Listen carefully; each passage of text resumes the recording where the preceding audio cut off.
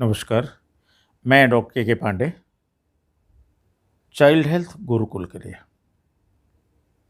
लोगों ने सवाल पूछा है कि जो पीलिया के मरीज होते हैं, जिनको हेपेटाइटिस बी है, सी है या लीवर किसी भी वजह से खराब है, उनमें कोविड वैक्सीन कितनी इफेक्टिव है? कोविड होने का कितना खतरा है? अगर हो जाता है तो इनको एडमिट होने का, उनको जान का कितना खतरा है? ये सब बातें पीलिया जिन मरीजों को है उनके बारे में आज मैं बात करने जा रहा हूँ, उनके सवालों का जवाब देने जा रहा हूँ। तो पहली चीज़ देखिए, पीलिया कई तरह के होते हैं जिसमें ज़्यादा खतरनाक हेपेटाइटिस बी और सी रहता है। हेपेटाइटिस ए का टीका भी आता है जो बड़ों को भी लग सकता है, बच्चों को भी लगता है। 1 साल की उम्र में टीका लग जाता है। अगर टीका लग जाता है तो काफ़ी सेफ है, प्रोटेक्शन देता है, बड़ों में भी लग सकता है हेपेटाइटिस ए एंड बी का।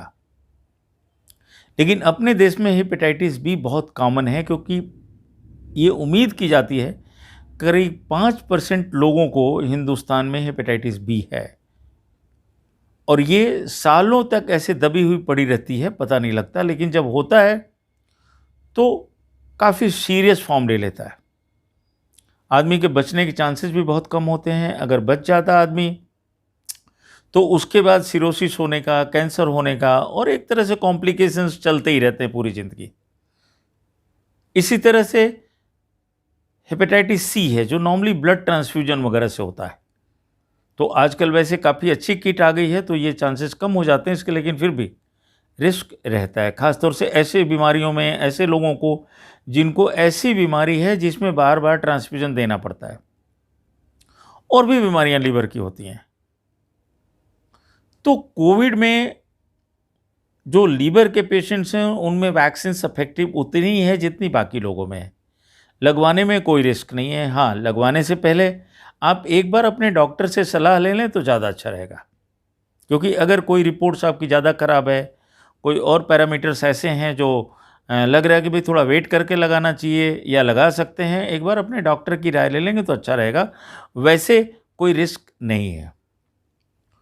कोविड से ऐसे लोगों को बचना चाहिए, एक्स्ट्रा प्रिकॉशंस लेने चाहिए। उसकी वजह क्या है कि अगर कोविड हो जाता है तो जो लोग हेपेटाइटिस के मरीज हैं, हेपेटाइटिस बी और सी खास तौर से, वो ज़्यादा बीमार होंगे। नॉर्मल आदमी की तुलना में वो ज़्यादा बीमार हो जाएंगे और बीमार होने के बाद उनके भर्ती होने के चांसेस बहुत ज़्यादा बढ़ जाते हैं। अगर भर्ती हो गए, भर्ती होने के बाद फिर उनके बचने के चांसेस और लोगों की तुलना में कम रहते हैं। मतलब ऐसे लोगों में मौतें हो सकती हैं बेस्ट ट्रीटमेंट के बावजूद, क्योंकि उनका सिस्टम ऑलरेडी कॉम्प्रोमाइज्ड है। जैसे डायबिटीज़ होती है, जैसे ब्लड प्रेशर होता है, हार्ट डिजीज होती है, कैंसर होता है, इम्यूनोसप्रेसेंट्स लोग लेते हैं और कोई ऐसी बीमारियां हैं, उसी तरह से ये भी है। तो ऐसे लोगों को एक्स्ट्रा प्रिकॉशंस लेने चाहिए। अब सवाल है, एक बहुत कॉमन सवाल है कि ऐसे लोगों को क्या करना चाहिए। जिन लोगों को घरों में ऐसे पेशेंट्स हैं उनका ये सवाल है कि उनको क्या प्रिकॉशंस लेने चाहिए। देखिए, पहले प्रिकॉशन तो ये है कि आप वैक्सीन लगवाएं। नंबर 2, अपने डॉक्टर के टच में रहें। कोई भी पैरामीटर्स जो इन्वेस्टिगेशंस होते हैं, कोई भी दिक्कत होती है, जल्दी कंटैक्ट करें।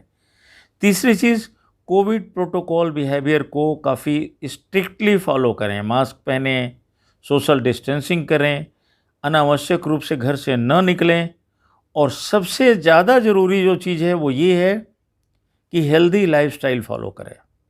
खान पान का खास ध्यान रखें। आपके डॉक्टर आपकी रिपोर्ट्स के हिसाब से आपको बता देंगे। तो ये बहुत ज़रूरी है कि इन चीज़ों को आप फॉलो करें। अदरवाइज़ आपको डरने घबराने की कोई ज़रूरत नहीं है। अगर आपके घर में कोई कोविड पेशेंट हो जाता है, उससे आप उसी तरह से दूरी बरतें। आपके डॉक्टर उसको भी बता देंगे कि किस कंडीशन में आपको कैसे क्या करना है।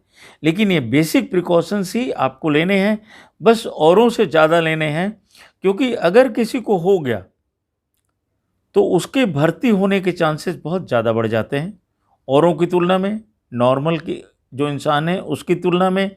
दूसरी चीज़, भर्ती होने के बाद वो ज़्यादा सिक रहेंगे, ज़्यादा दिन तक रहेंगे और औरों की तुलना में उनके बचने के चांसेस थोड़े कम रहेंगे।